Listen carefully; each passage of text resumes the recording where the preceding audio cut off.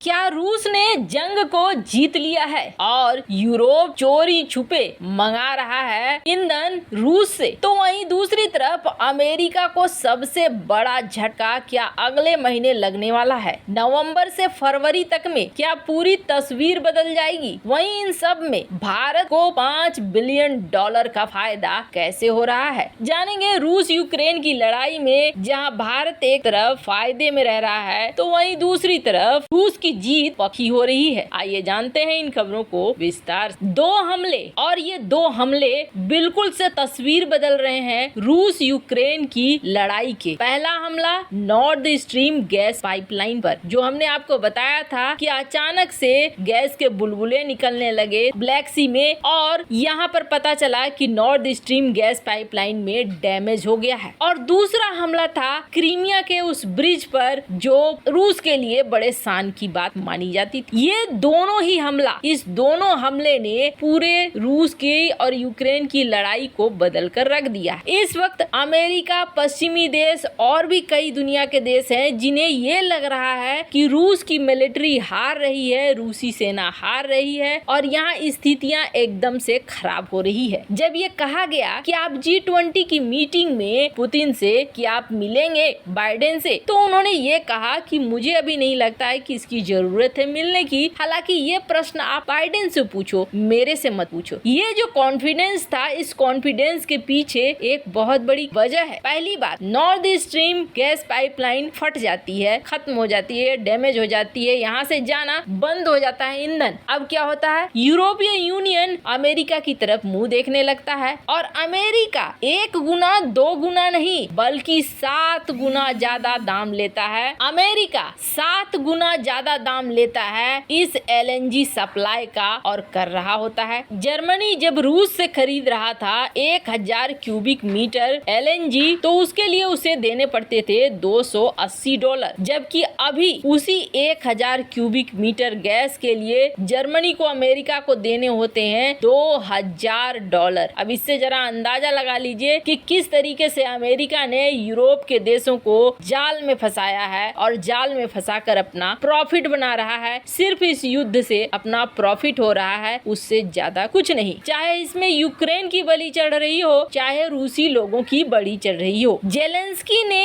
Red line तब पार कर दिया जब करेज ब्रिज था, उस पर हमला हो गया। ये बहुत ही गलत था, ये होना नहीं चाहिए था। अब इसके बदले में रूस ने क्या किया, यूक्रेन के क्रिटिकल इंफ्रास्ट्रक्चर को तबाह करना शुरू कर दिया। अब यूक्रेन ये कह रहा है हमारी बिल्डिंगें जल रही है, हमारे हौसले नहीं। अबे बचोगे क्या, पूरे यूक्रेन को तो तबाह कर दिया। मांग मांग कर यूक्रेन ने अमेरिका और यूरोपीय देशों के हथियारों के जखीरे को खत्म करना शुरू कर दिया है, कम करना शुरू कर दिया है। और इस वक्त जो अमेरिका ये सोच रहा है रूस इस युद्ध को हार गया है, पर इसके उलट 3 लाख सैनिकों की तैनाती, इसके अलावे 70,000 वॉलंटियर्स, इसके अलावे एडवांस हथियारों की तैनाती, ये सब कुछ चल रहा है जो इस वक्त रूस कर रहा है। आपने देखा 11 बॉम्बर्स की तैनाती हो गई, इसके अलावे कई हथियारों की तैनाती हो रही है। कहा जा रहा है कि नवंबर से लेकर आने वाला फरवरी ये बहुत ही टर्निंग पॉइंट वाला समय होगा जब रूस एकदम से बदल देगा, और ये समय वो समय है जो विंटर कहलाता है। इस चीज को बहुत अच्छे से नोट कर लीजिए। रूस इस वक्त का इस्तेमाल बहुत अच्छे से करेगा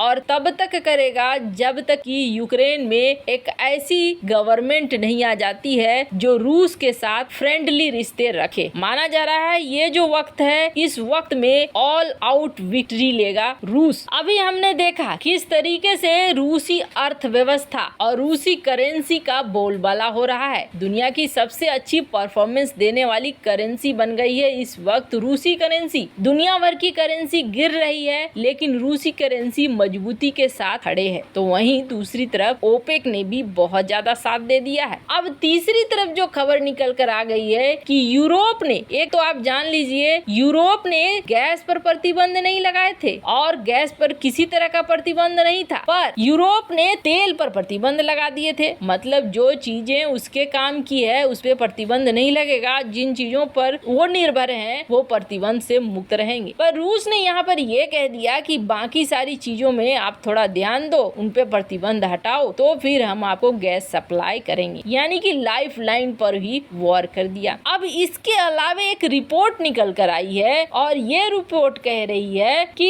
एक तरफ यूरोप कह रहा है कि हमने रूस पे बैन लगा दिया है, रूस से तुम भी कुछ मत खरीदो, हम भी कुछ नहीं खरीदेंगे। लेकिन रशियन न्यूक्लियर फ्यूल खरीद रहा है यूरोप चुपके से। करीब 200 मिलियन यूरो के ये रशियन न्यूक्लियर फ्यूल खरीदे जा रहे हैं। मतलब दुनिया के देशों को दिखाना कुछ है और करना कुछ है। इसके लिए तो जेलेंस्की ने भी कहा था कि आप न्यूक्लियर फ्यूल खरीदना रूस बंद कर दो, क्योंकि इस तरीके से तो उसे मदद ही मिल रही है। रूसी कंपनी रोजेटम को बंद करने की बात भी हुई थी, बैन लगाने की भी बात हुई थी, लेकिन ये माना जा रहा है कि इससे यूरोपीय देश खरीद रहे हैं काफी लंबे समय से और यूरोप ने करीब 210 मिलियन यूरो पेमेंट भी किया हुआ है। जहां एक तरफ ये देश भारत को पाठ पढ़ा रहे हैं, तो वहीं दूसरी तरफ पहली बार भारत ने अपने दम पर काम करना और अमेरिकी प्रतिबंधों को दरकिनार करते हुए अब भारत और रूस के बीच कई तरह के हालात बन रहे हैं। अभी जैसे कि प्रतिबंध लगे तो बहुत सारे कंपनियां रूस से निकल कर बाहर होनी चली। अब एक गैप बन गया। इस गैप के बीच हमने शुरुआती दिनों में भी देखा, रूस ने हमें लिस्ट दिया था कि हमें कौन कौन सी चीज चाहिए और भारत ने वो सारी चीज रूस को भेजी भी थी। पर